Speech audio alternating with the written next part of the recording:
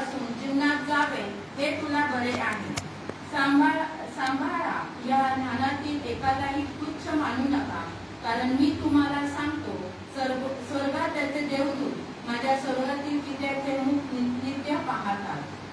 आणखी जे हरवले त्यांना तारणाला मनुष्याचा पुत्र आला आहे. वाचलेलं वचन हा शेवटला काळ. मी रात्री बराच वेळ जागा होतो, त्यावेळेस मी विचार केला की ख्रिस्ती म्हणून शेवटल्या काळाकडे पाहत असताना एक सोपं उदाहरण काय असेल, म्हणजे कसं. आणि त्याच्यानंतरच्या शास्त्र भागामध्ये आपण पाहिलं की जवळजवळ 5-6 गोष्टी फक्त तो चांगल्या सांग. म्हणजे संत पाऊल मनुष्याचा विचार करत असताना त्याच्या लक्षात येते की अरे बाबा एवढी मोठी लिस्ट आहे वाईट गोष्टीची, आणि तो त्याला असं म्हणतो की ह्यापासून सांभाळ. मग मी विचार केला की आपण लगेच मूल झालं तर चांगली गोष्ट आहे, नाही झालं तर तोपर्यंत. तर तो जो काळ तुम्ही आठवला तर तुमच्या लक्षात येईल की किती आनंद आहे, किती आदर आहे, किती रिस्पेक्ट आहे. फक्त बोलायचं की पटकन शब्द झेलला जातो, तो पडतच नाही खाली. आणि कुठे ठेवू आणि कुठे नको, दोघांना एकमेकांसाठी असं वाटतंय, ही एक भूमिका असते. एक मूल होतं, आणखी आनंद येतो त्यामध्ये. मग दोघं मिळून एकमेकांसाठी त्या आनंदामध्ये सामील होतात. आणि मग लेकरांच्या ह्याच्यामध्ये आम्ही आमच्या संसाराच्या राजगाडीमध्ये व्हायचा, त्यांची वाट करणं, त्यांची शाळा, त्यांचं कॉलेज वगैरे वगैरे या सगळ्या गोष्टीमध्ये तो एक समय झाला. प्रौढ झाल्यानंतर थोडस संसारामध्ये घडून जातो, मग वृद्धपण येतं. आणि हळूहळू एक गोष्ट माझ्या लक्षात आली की पती पत्नी एकमेकापासून दूर होतात. तिची सहभागिता त्यांना हवी आहे, किंवा त्यांना तिची प्रायव्हसी, पराकोटीचं प्रेम आम्ही करू शकतो हे आम्ही दर्शवलेलं आहे. दोघांनी एकमेकांना अनुभवलेलं आहे की काय प्रेम आहे. परंतु एक ठराविक काळ आणि समय गेल्यानंतर लक्षात येतं की ते प्रेम, ती प्रीती, तो जिव्हाळा, ते आकर्षण, तो रिस्पेक्ट, तो आदर, ते संत पाऊल ज्यावेळेस शामल होता तर भर दुपारी प्रभू येशू ख्रिस्त त्याला भेटला नीट नावाच्या रस्त्यावर. आणि त्या भर पुन्हा त्याला प्रकाश दिसला असं मन गाजवलं गेलं आणि स्पीडमध्ये त्याची संख्या वाढली. अनेक लोक प्रभूमध्ये आले. हल्ली काम करीत, त्यांना डॉक्टरेट नाहीये, त्यांच्याकडे शिक्षण बरोबर नाहीये, त्यांच्याकडे त्यांना बाप्तिस्मा कळत नाही, त्यांना देवाचं वचन समजलेलं नाही, योग्य अभ्यास त्यांचा नाही. कुणाच्याही घरात जायचं आणि म्हणायचं हे काढा, ते काढा, हे ठेवू नका, आमचा देव असा आहे, तुमचा देव कसा आहे. शुभवर्तमान गाजवत असताना अशी का परिस्थिती निर्माण व्हावी की आज जग तुमच्याकडे वेगळ्या नजरेने पाहत. आज जग तुम्हाला पाहताना हे म्हणते की हे धर्मांतर हा विषय फार पूर्वीपासूनचा आहे, पण तो चिघळला नव्हता. त्याचा आरोप इंग्रजांवर करण्यात आलेला होता, त्या शब्दाचा आरोप आमच्यावर कोणावर नाही. मग आज ही परिस्थिती निर्माण होण्याचं कारण काय आहे? आमचा अज्ञान. देवाचं वचन जुन्या काळामध्ये सांगतं की माझ्या लोकांचा नाश ज्ञानाच्या अभाव. ते पालकांबद्दल लिहिलेलं आहे, ते सेवकांबद्दल लिहिलेलं ते वचन, मंडळीबद्दल नाही, किंवा लेडी आणि लेमन बद्दल नाही लिहिलेलं, सुवार्तिकांबद्दल नाही लिहिलं, जे देवाचे सेवक आहेत त्यांच्याबद्दल लिहिले, याचकांबद्दल लिहिले की माझ्या लोकांचा नाश ज्ञानाच्या अभावामुळे झाला आहे. मी त्यांच्याशी बोललो नाही, मी त्यांना स्वप्न सांगितलं नाही, मी कुठला दृष्टांत त्यांना दिला नाही, काहीच त्यांना प्रगट केलं नाही, परंतु ते उठून मोठमोठ्याने लोकांना चुकीच्या गोष्टी सांगतात आणि माझ्या लोकांचा नाश करतात. आणखी एक वचन सांगते की तुम्हाला आत्मीय ओळखण्याचं ज्ञान असणं फार गरजेचं आहे.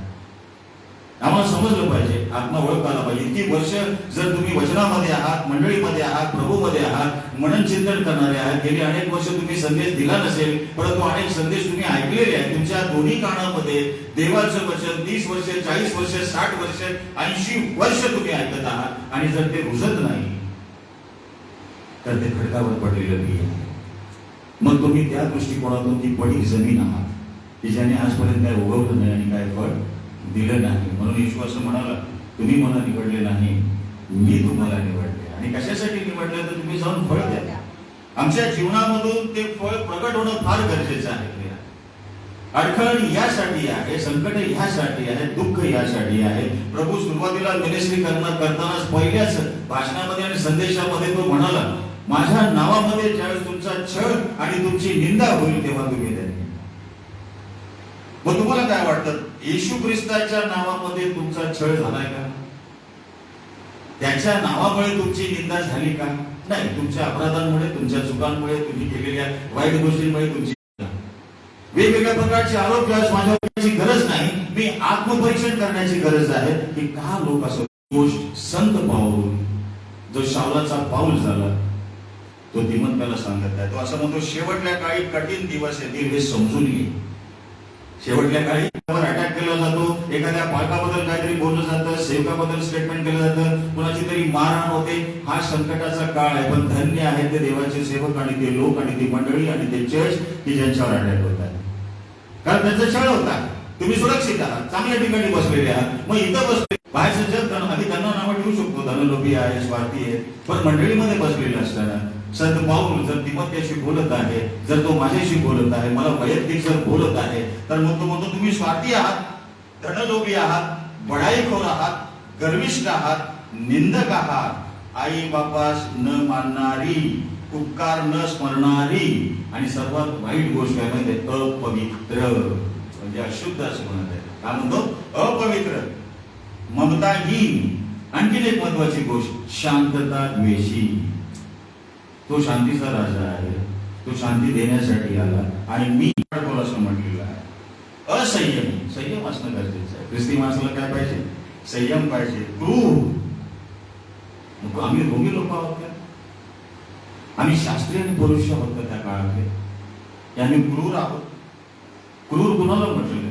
स्वापदाला म्हटलेलं. स्वापद आहे ना, स्वापद. हा, लांडगा, वाघ्यांचे सुळे बाहेर आहेत, त्यांना क्रूर म्हटले. संदेश पहा, या सगळ्या गोष्टींमधून तुम्हाला काय चांगलं वाटलं त्याला उचलून धरा. म्हणून म्हटलंय की चांगल्याबद्दल प्रेम न बाळगणं, आम्हाला चांगल्याबद्दल प्रेम बाळगणं फार गरजेचं. विश्वासघाती, आता हे त्या येशू ख्रिस्ताने अनुभवलं आणि येशू ख्रिस्ताच्या आधी त्या निर्माण केला. तो त्याला चांगला असं म्हणाला. निर्धास्तपणे देव भेटायचा आणि निघून जायचा. दरवेळेला शिळोप्याचा वार आला की दोघं जण धावत जायचे, नतमस्तक पाहिजे. त्या दिवशी सुद्धा शिळोप्याचा वार आला. आजही बागेत राहणारे लोक नाही. याचा अर्थ वेगळ्या भाषेत तुमची बागेत राहण्याची लायकी नाही. गार्डन मध्ये तुम्ही राहू शकत नाही. म्हणून आज लोकांना गार्डन राहण्यासाठी नाही, पाहण्यासाठी आहे. मग आम्ही फार पैसे खर्च करून, लाखो रुपये खर्च करून मसुरीला जा, याला जा, ह्या गार्डन मध्ये जा, त्या गार्डन मध्ये जा, फोटो काढा आणि आम्हाला इतका आनंद वाटतो. विश्वासघाती, गूढ, गर्वाने फुगलेली, देवावर प्रेम करण्याऐवजी सुखविलासाची आवड धरणारी, ही जागा तुमच्या सुखविलासासाठी नाही, तुमच्या इच्छेसाठी नाही. देवाला आवडणाऱ्या ज्या गोष्टी आहेत त्या त्याला आनंद देऊ नाही. मला बरं वाटत नाही, तुम्हाला बरं, आणि माझा विश्वास आहे देवा की तुम्हाला ते आरोग्य देशील. तुझ्यापासून आरोग्य आहे. यशया 53 मध्ये तू म्हणालास, मला बसलेल्या फटक्यांनी तुम्हाला आरोग्य प्राप्त होईल. माझ्यासाठी तू फटके यासाठी सहन केलेस. तुमच्यामध्ये तुम्ही वीक झालेले आहात स्पिरिच्युअली. याचा अर्थ असा आहे तुम्हाला कशाची तरी गरज आहे आणि ती गरज पूर्ण होण्यासाठी या गोष्टी संत पाऊल तरुण तिमोथेला सांगत आहे. कोणाला? हा, तिमोथे प्रौढ नाहीये, म्हातारा नाहीये, तरुण आहे. अजून त्याचा विवाह झालेला नाही. जोशुआ, शशांक, त्याचा विवाह अजून झालेला नाही, तो तरुण आहे. आणि त्याला तो काय म्हणतो की ह्या गोष्टी जगामध्ये आहेत आणि शेवटला काळ आलेला आहे, वाईट दिवस आलेले आहेत. हे तिमोथेया, हे तू काय कर, हे तरुणा, हे तू समजून घे की काय चाललंय जगामध्ये. ह्या गोष्टी सगळ्या पेरल्या गेलेल्या आहेत आणि याला शेवटला काळ म्हटले.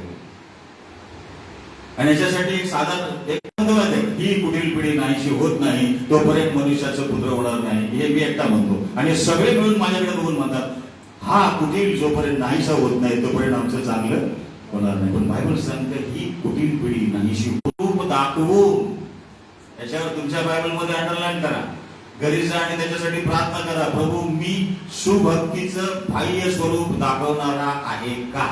माझ्यामध्ये जी काय क्वालिटी आहे ती तुझ्या गौरवासाठी आहे की जगाला दाखवण्यासाठी आहे का? मुखवटा घातलेला आहे मी, बाहेर एक आणि आत एक आहे. माझं घरातलं बोलणं वेगळं. देवाचे लोक होय तर होय म्हणणारे असावे, नाही तर नाही म्हणणारे असावे. तुम्ही हे सगळं साधून तुम्हाला काहीच फायदा होणार नाही. तुम्ही कळत न कळत 180च्या स्पीडने नरकाकडे धावत आहात आणि 180च्या स्पीड मध्ये टर्न मारता येत नाही. त्याच्या मारता येतो 180च्या स्पीड मध्ये तुम्ही सगळं तुम्हाला टर्न मारायची, गाडी उलटी पलटी होऊन सगळी वाट लागेल तुमची, गाडीची पण आणि तुमची पण. मग टर्न मारण्यासाठी काय करावं लागतं? गिअर टाकावं लागतं, गाडी स्लो करावी लागते आणि स्लो मोशनमध्ये तुम्हाला टर्न द्यावा लागतो, स्पीडमध्ये नाही घेत. त्यामुळे चुकीच्या गोष्टींची सवय जर तुम्हाला लागली असेल तर there is no turning back. आणि if you want to turn back you have to slow. मग तुम्हाला स्लो होणं फार गरजेचं आहे. आणि स्लो होणं याचा अर्थ आहे पश्चाताप करणं. थांबणं याचा अर्थ आहे आत्मचिंतन करणं. थांबणं याचा अर्थ आहे की आपल्या स्वतःला ओळख नाही की आता मी कुठे निघालो, काय आहे माझं जीवन, आता मला थांबायचं आहे. आणि मग जेव्हा तुम्ही थांबता देव तुम्हाला सोडतो. पण जर तुम्ही थांबत नाही तर तुम्हाला सैतानाने उचलून धरले आणि तुम्ही स्पीडमध्ये, असं म्हणालो मी, तुम्ही 180च्या स्पीडमध्ये या सगळ्या स्वभावामध्ये धावत आहात. आणि ही धाव स्वर्गाकडे नसून, सार्वकालिक जीवनाकडे नसून कुठे आहे? नरकाकडे. आणि तिथे ज्यावेळेस जाल मग तिथून तो वन वे आहे. तो कसा आहे? वन वे आहे. तिथून परत यायला दुसरा मार्गच नाही. आजच तुमच्यासाठी मार्ग. आणि तुम्ही अनेक वर्ष लहानपणापासून ऐकत आहात मार्ग, सत्य आणि जीवन मीच आहे. माझ्याकडे आल्यापासून कुणालाही पित्याकडे जाता येत नाही. मग हे जर ऐकलेलं आहे, माहिती आहे, मग त्या मार्गावर असणं फार गरजेचं आहे. पुढे तो असं म्हणतो की त्यांच्यापैकी असे काही लोक आहेत की जे घरात हळूच शिरून पापांनी भारावलेल्या नाना प्रकारच्या वासनांनी बहकलेल्या, सदा शिकत असूनही सत्याच्या ज्ञानाला कधी न पोचणाऱ्या अशा भोळ्या स्त्रियास वश करिता. म्हणजे ती गोष्ट आहे. कुठली गोष्ट आहे? त्या काळाच्या मंडळामध्ये सुद्धा होतं. तुम्ही करत पत्र जर वाचलं ना तर तुम्हाला एक अध्यायामध्ये असं ऐकायला मिळेल, मी असं ऐकतो की कुणीतरी आपल्या बापाची बायको ठेवलेली आहे आणि तो त्यांचा मुलगा आहे. वाईट बाप त्या काळामध्ये. म्हणून संत पाऊल ज्या गोष्टी बोलतो ना प्रेरणा, त्या फार कठीण आहे. इतक्या कठीण आहेत की एक मुलगा आपल्या आई सोबत कसा काय राहू शकतो, एवढं मोठं पाप कसं काय असू शकतं. आणि पाऊल म्हणतो की मी असं ऐकलेलं आहे, तुमच्यामध्ये असं कुठंतरी आहे, असं तो म्हणतो. म्हणजे किती पाप झालेल्या जगामध्ये. म्हणून तो असं म्हणतो की कुठील पिढी जोपर्यंत नाहीशी होत नाही, त्यांचा नाश होत नाही, तोपर्यंत माझं येणं होणार नाही. आणि तुमच्याबद्दल आणि माझ्याबद्दल असं म्हटलंय, सुभक्तीचा आव आणणारे तुम्ही नसा. आमची भक्ती जी आहे ना प्रियानो, ती आत्म्याने आणि खरेपणाने बाहेरच्या जगाकडे पहा. वर्ष म्हातारे झाले तरी लोक पायी वारी करतात न चुकता. म्हातारे झाले पण पती पत्नी हाताला हात धरून ते गळ्यात काय घालून फिरतात, ते जातात, दरवर्षी जातात, येतात आणि थोडा मोठ्यांच्या पाया पडतात. म्हातारे लोक थोडा मोठ्यांच्या पाया पडतात, म्हणतात जाऊन आलो, आज देवाचं दर्शन झालं. आणि जिवंत देव तुमच्याकडे जिवंत देव आहे. तुम्हाला माहित आहे की आमचा देव जिवंत आहे. मग तुम्ही जगाला काय दाखवत आहात? तुमची वारी नक्की कुठं चाललेली आहे? आम्ही कोणती वारी करत आहोत? वारी हा शब्द कुठे वापरतात माहिती?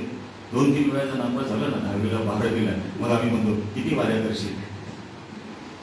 मग वाऱ्या नापास झाल्यामुळे होतात. त्यांची वारी धार्मिकतेसाठी आहे. आम्हाला नाही जाता येत येरुशलेमला, आम्हाला नाही जाता येत कफरनहूम, गालिलाची भेट आम्हाला नाही घेता येत, या गोष्टी आम्हाला नाही करता येत. जाऊ शकतो तर आम्ही दरवर्षी वारी करू शकतो, नाही करता येत. मग आमची वारी कुठे आहे? मग नारायण मंडळ काष्ट ब्राह्मण 5 वेळचं सोडलं त्या माणसाला, त्याला समजलं नारायण मंडळ का एका ब्राह्मण माणसाला समजलं. आणि तो म्हणतो सारा येशू ख्रिस्त भरून उरला, आता या देऊळा वय सुंदर देऊळ हृदय हे माझे, येथेच विराजे देव बाप. त्या देव बापाला भेटण्यासाठी पुढे जायची गरज आहे? काय कष्ट करण्याची गरज आहे? काय खर्च करण्याची गरज आहे? काहीच नाही. तुझ्यामध्ये देव आहे. म्हटले असं कुणीतरी, तुझे आहे तुझं पाशी पण जागा चुकलास. आम्ही जागा चुकलेली लोक आहोत. आणि येशू आमच्याबद्दल असं म्हणतो, हे हरवलेले लोक. आणि पुढे जाऊन तो आम्हाला अभिवचन देतो की मी हरवलेले शोधावयास आलो आहे. तो आम्हाला शोधणारा देव आहे. सदा शिकत असूनही सत्याच्या ज्ञानाला कधी न पोचणाऱ्या अशा भोळ्या स्त्रियास वश करीतात. मी अनेक देवाचे सेवक पाहिले. मी या सेवांबद्दल बोलत नाही. मी अनेक देवाचे महान सेवक पाहिले की ज्यांनी खूप मोठी मिनिस्ट्री केलेली आहे.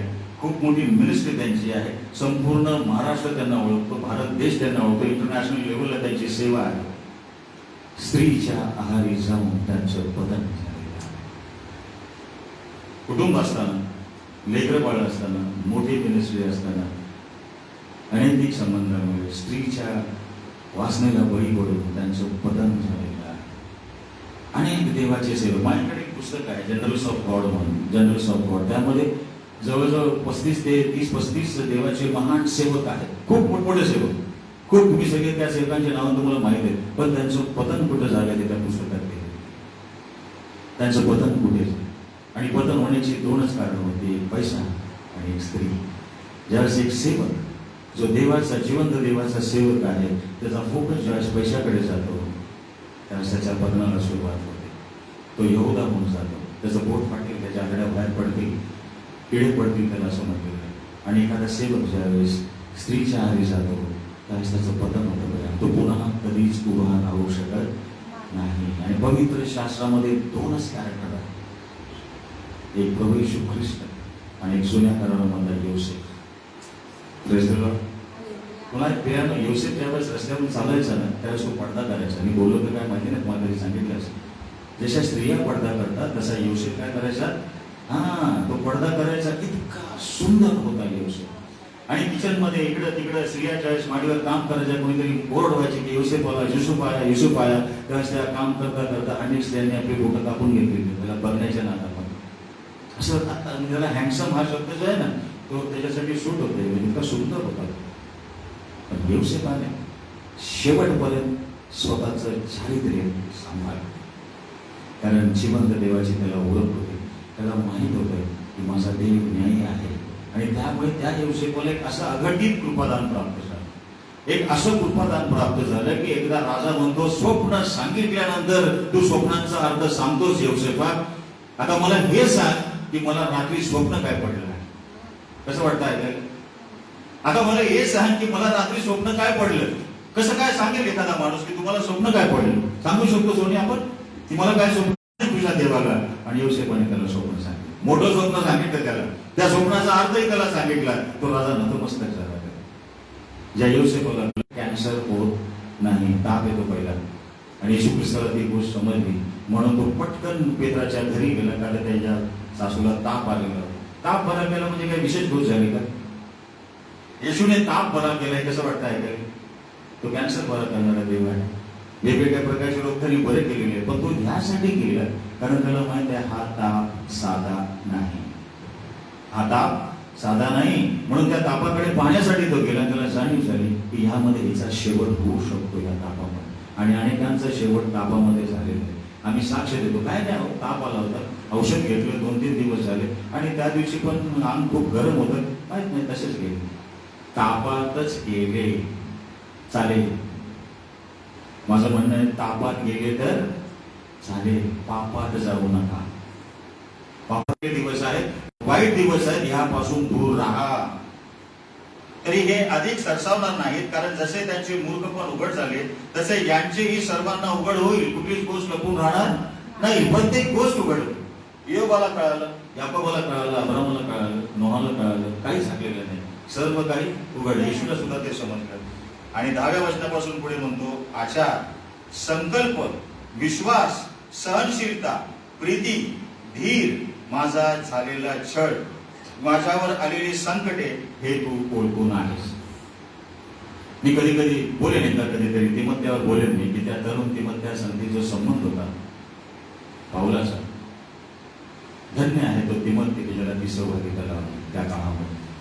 धन्य आहे ते आई वडील ज्यांनी त्या तिमोथेयाला जन्म दिला की जो देवामध्ये. आणि पाऊल जर त्याचा गुरु होता, पाऊल जर त्याचा बाप आहे, तो म्हणतो हा माझा मानसपुत्र आहे, धार्मिक पुत्र आहे असं म्हणतो. त्याने अडॉप्ट केलं त्याला, आपला मुलगा असं तो म्हणतो. पाऊलाचा मुलगा होणं किती चांगली गोष्ट आहे. आम्ही देवाची लेकरं आहोत, पण त्या काळामध्ये पाऊलाने म्हणावं हा माझा मुलगा आहे, मग काय संस्कार झाले असतील. आणि म्हणून संत पाऊल काय म्हणतो, तू माझे शिक्षण, मी जे तुला शिकवलं ते, जो आचार तुला मी दिलेला आहे, संकल्प तुला माहित आहे, माझा संकल्प काय या जगामध्ये, का तुला निवडलं मी, सहनशीलता आणि विश्वास, मी सहनशील आहे. देवाचे लोक सहनशील असणं फार गरजेचं आहे. आणि जर तुम्हाला सहन करता येत नाही, तुम्ही सहनशील नाही, तर तुम्ही यशया 53 वाचणं फार गरजेचं आहे. तुम्ही वधस्तंभाकडे पाहणं फार गरजेचं आहे. प्रीती तुमच्यामध्ये असायला पाहिजे, धीर असायला पाहिजे. याकोब 1:3 मध्ये म्हटले, धीर धरा आणि धीराला आपलं काम करू द्या.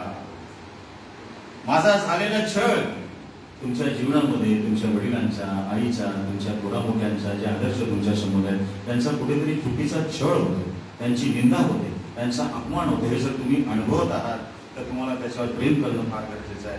माझ्यावर आलेली संकटे हे सर्व तू ओळखून आहेस. आम्ही आमच्या लेकरांना सांगतो ना, तुम्हाला माहिती आहे तुम्हाला कसं वाढवलंय, किती कष्ट केले आम्ही. फार अभिमानाने सांगतो, कधी कधी रागात सांगतो. कळत नाही का तुम्हाला कमी कष्ट केले का? काय नाही दिलं तुला? अरे तू शब्द बोलस आणि पटकन तुला सगळं दिलं. तुला चांगली गाडी पाहिजे, गाडी दिली. आता तू म्हणतो कार पाहिजे, कार दिली. तुला चांगले कपडे पाहिजे, ते पण ब्रँडेड पाहिजे, ते तुला मी दिले. तुला अमुक अमुक मुलगी आवडली, ठीक आहे बाबा, त्यांची इच्छा नाही, पण आपण जातो आम्ही तुझ्यासाठी, आणतो तिला करून, घे ही मुलगी आणि लग्न करीच्या करून सुखी संसार कर. म्हणजे काय करत नाही आमचे आई वडील, आणि आम्ही बोलतो आमच्या लेकरांना हे सर्व मी तुझ्यासाठी केलेलं आहे. म्हणजे सर्व करण्याचा उद्देश आहे. माझा जो आदर्श आहे, जो संकल्प आहे, जो विश्वास आहे, त्याचा कित्ता ठेव. 12वं वचन पहा काय म्हणतात. ख्रिस्त येशूमध्ये सुभक्तीने आयुष्य प्रवण कराव्यास जे पाहतात त्या सर्वांचा छळ होईल. तुम्ही जेव्हा जेव्हा प्रेझेंट वर्शिपसाठी उभा राहाल, लोक तुम्हाला नाव ठेवतील. तुम्ही प्रार्थनेसाठी उभा राहाल, लोक तुम्हाला नाव ठेवतील. तुम्ही संदेशासाठी उभा राहाल, लोक तुम्हाला नाव ठेवतील. तुम्ही सेवेमध्ये उतराल, लोक तुम्हाला नाव ठेवतील. काही चांगल्या गोष्टी करण्याचा प्रयत्न कराल, लोक तुम्हाला नाव ठेवतील. काय नाव ठेवणारे कोण असतात माहितीये? त्यांच्यात ती क्वालिटी नसते. त्यांना जे करता येत नाही म्हणून दुसऱ्याला दोष द्यायचा. आमचा स्वभाव असायला पाहिजे, तो करत आहे, मला ते करता येईल का?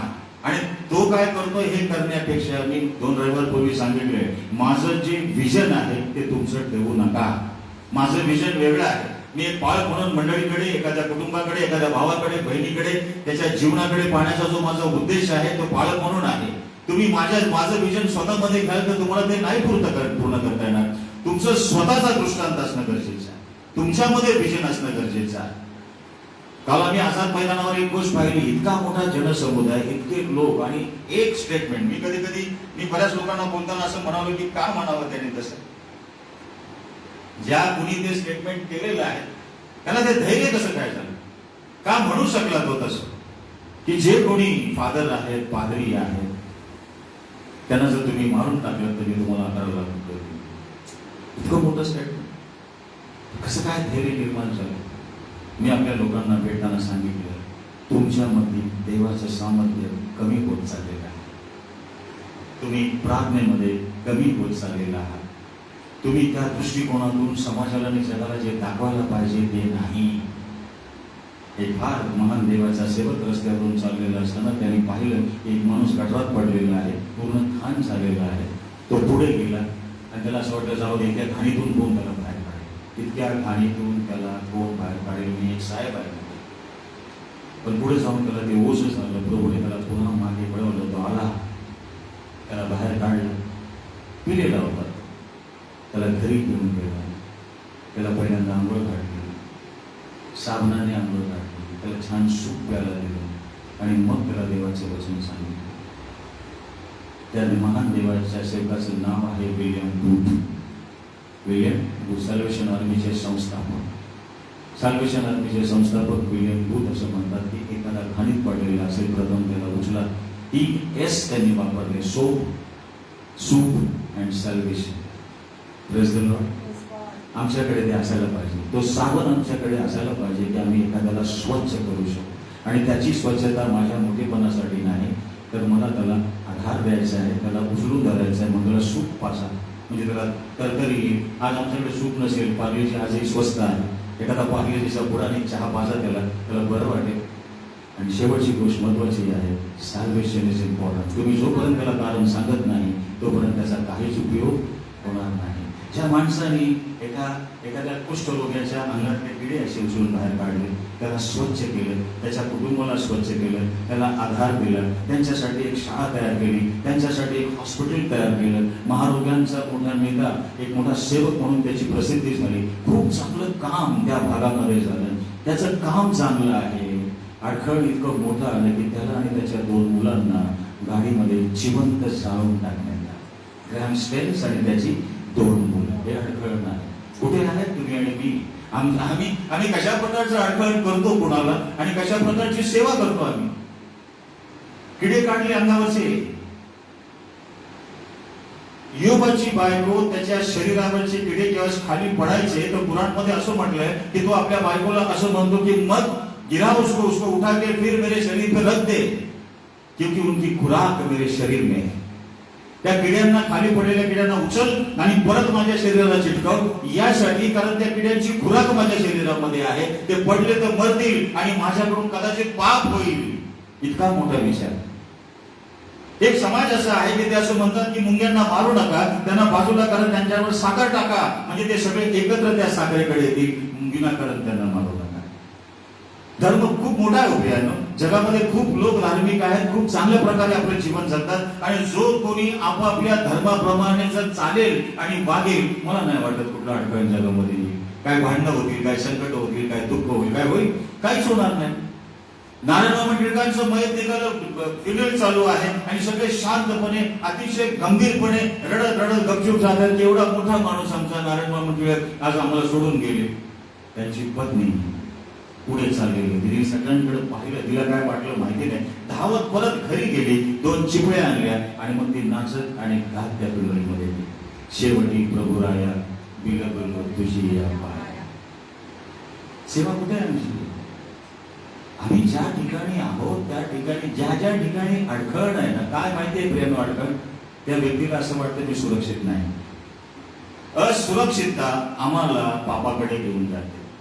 आणि तुमच्याकडे जर जिवंत देव आहे, येशू आहे, तर तुम्ही म्हणू शकत नाही मी असुरक्षित आहे. का तुम्हाला आणि मला असं वाटतं की मी या ठिकाणी असुरक्षित आहे? अशी कोणती गोष्ट आहे जी तुम्हाला सुरक्षित वाटत नाही? तर समथिंग इज लॅकिंग. काहीतरी उणीव आहे, काहीतरी कमतरता आहे, आणि ती माझ्यामध्ये आहे, समोरच्यामध्ये नाही, म्हणून अडखळ नाही. त्यामुळे आजच्या काळात मोठं अडखळ जर काय असेल तर जग नाही, जगातल्या गोष्टी नाही, मी स्वतः आहे. मी स्वतः अडखळ आहे. आणि मला त्या अडखळात बदल, मग असं वाचलं आपण, जर तुम्हाला लहानातील लेकाला जर कोणी अडखळ कळत असेल तर काय करा, त्याच्या गळ्यात जात्याची टळी बांधून त्याला खोल समुद्रात टाकून द्या. देवाला अडखळ आवडत नाही. आणि काही अडखळणं परमेश्वराकडून आहे, देवाकडून काही अडखळणं आहे. ती देवाकडून ज्यावेळेस अडखळणं येतात तेव्हा आम्ही धन्य आहोत, अन्यथा आम्ही धन्य नाही. त्यामुळे प्रियांनो, सर्वात महत्वाची गोष्ट आहे की या शेवटल्या काळामध्ये आणि शेवटल्या दिवसांमध्ये आम्ही जगत असताना आज मला एकच महत्वाची गोष्ट सांगायची आहे, बाहेरचं जग अडखळ नाही. कारण पुन्हा येशू येणार, या सर्वांना एक करणार, न्याय होणार, आणि मी जो आज त्या येशूला घेऊन चालणारा आहे तो जर सुभक्तीचा आव आणणारा ढोंगी असेल तर बाहेरचे आत जातील आणि मी कुठे जाईल? बाहेर जाईल. कारण शेवटचं वचन सांगतो, प्रभू म्हणतो पहिले ते शेवटला काळ आहे. म्हणजे जे शेवटले लोक आहेत ना अडखळ करणारे, ते पहिले होते, ठेवतील विश्वास. असे अनेक लोक आहेत, वेळाबाई तुम्हाला मी सांगत नाही त्या गोष्टी, कितीतरी उदाहरणं आहेत की त्यांचं जीवन बदललं. डाकू लोक आहेत, वाईट लोक आहेत, व्यभिचारी आहेत, दारुडे आहेत, भ्रष्टाचार करणारे लोक आहेत, खुनी आहेत, मर्डर करणारे लोक आहेत. आज प्रभूमध्ये ते काम करत आहेत, उभे आहेत, आणि त्यांची साक्ष पाहून लोक बदलत आहेत, स्वतःचं जीवन बदलत आहेत. तुम्हाला आणि मला जगाला बदलायचं आहे. तुम्ही जगाचा प्रकाश आहे. अडखळ आमच्याकडे तेव्हाच येणार ज्या स्त्रियांना मी अधिक प्रार्थनेमध्ये उंच होणार. तुम्ही जितकं प्रार्थनेमध्ये जाल तितकी अडखळणं तुमच्या जीवनामध्ये जास्त येतील आणि तुम्ही स्थिर उभं राहणं फार गरजेचं. कारण प्रकटीकरणामध्ये असं म्हटलंय, मरेपर्यंत विश्वासू राहा. कधीपर्यंत? फक्त चर्चमध्ये, मंडळीमध्ये रविवारी 2 तास नाही, इकडे नाही, तिकडे नाही, बाहेर नाही, एखाद्या सेमिनारमध्ये. मरेपर्यंत विश्वासू. तुम्हाला आणि मला मरेपर्यंत ह्यासाठी विश्वासू राहायचं आहे, कारण आमचा विश्वास आहे की आमचा देव जिवंत आहे, तो आमचा निर्माण करता आहे. त्याने आपला एकुलता एक पुत्र येशू ख्रिस्त ह्या जगामध्ये माझ्या पापासाठी पाठवलं, आणि तो येशू माझं पाप घेऊन त्या वधस्तंभावर गेला आहे. त्याने आपलं अनमोल पवित्र शुद्ध रक्त माझ्यासाठी सांडलेलं आहे, आणि मी त्या रक्ताचं सिंचन माझ्यावर झालेलं आहे. त्याच्या रक्तामुळे मी शुद्ध झालेलो आहे, आणि त्याचं शरीर, त्याचं रक्त हे माझ्यासाठी एक नवीन करार आहे. तुम्ही जुन्या करारात राहू नका, जुन्या करारात राहू नका. मी एकदा संदेशात बोलताना म्हणालो, बाहेर सुटल्यानंतर मला देवाचे महान लोक भेटले, म्हटले बाळासाहेब मोशेची किती लग्न झाली, नोहाची किती लग्न झाली, नोहाने अमुक अमुक केलं, मोशे दावीद कसा होता तुम्हाला माहित नाही का, सलमोन कसा होता, किती बायका होत्या त्याला, कशाला एवढं कडक राहायचं. मी एकच प्रश्न विचारला, येशूची किती लग्न झाली, त्याला किती बायका होत्या, तो कुठल्या वासनेमध्ये गेला? तू येशूला ओळखतोस ना? सलमोनाचं नको सांगू मला, अब्रामाचं नको सांगू मला. अब्राम विश्वासणाऱ्याचा पिता, 2 बायका, एका दासी बरोबर पण गेला. मग आम्ही एखादी, अरे नाही बाबा, आम्ही एखादे दुःख नाही होत तसं. कशाला त्या गोष्टीकडे जातो आणि जुन्या कराराचा आधार घेऊन मला सांगतोस की आम्ही काय करू शकतो आणि काय करू शकत नाही. करता येईल आम्हाला तसं नाही. प्रभू येशूने लग्नच नाही केलं, विवाहच नाही केला. आणि सगळ्यात महत्वाची गोष्ट, येशूचा विवाह तुम्हाबरोबर झालेला आहे. तुम्ही त्याची वधू आहात, तो तुमचा वर आहे. आणि जर तो दुसऱ्या वधूकडे गेला, तुम्हाला कसं वाटेल? आवडेल? नाही आवडणार, कारण मी त्याची वधू आहे. तो माझ्यावर प्रेम करतो, माझ्यावर प्रीती करतो.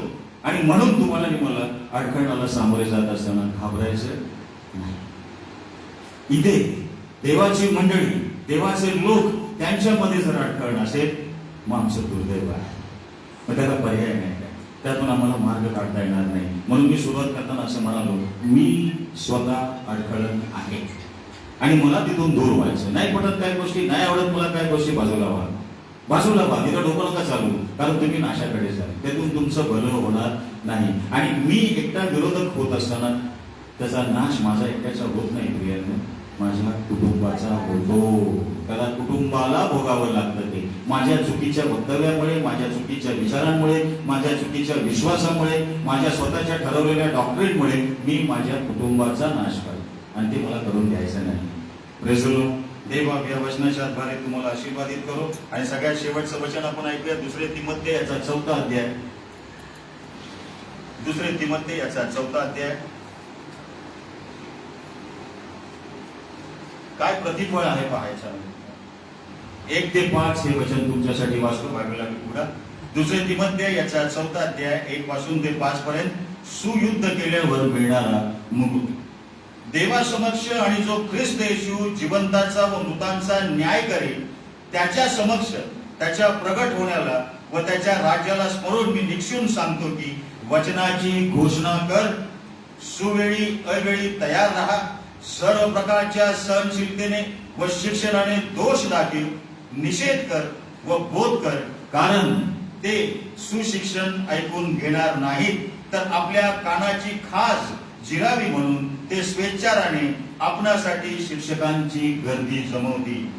आणि ते सत्य ऐकण्यापासून फिरतील व कलिप्त कान्यांकडे वळतील. अशी वेळ येईल, तू तर सर्व गोष्टींविषयी सावध आहेस. हे सुद्धा तिमोथेला सांगतो, तू तर सर्व गोष्टींविषयी सावध आहेस. दुःखे सोस, स्वार्थिकाचे काम कर, तुला सोपवलेली सेवा पूर्ण कर. आणि हे सर्व केल्यानंतर तुला तो मुकुट प्राप्त होईल. मग आमची धाव कशासाठी आहे? मुकुटासाठी. जीवनी मुकुट ना, सुयुद्ध केल्यानंतर मिळणारा मुकुट, त्याच्यासाठी आमची धाव आहे. तर तुमची धाव त्यासाठी असू. पुन्हा एकदा प्रभू या सर्व वचनाच्या द्वारे तुम्हा सर्वांना विशेष आशीर्वाद. त्यावेळेला आपण काही सूचना ऐकू.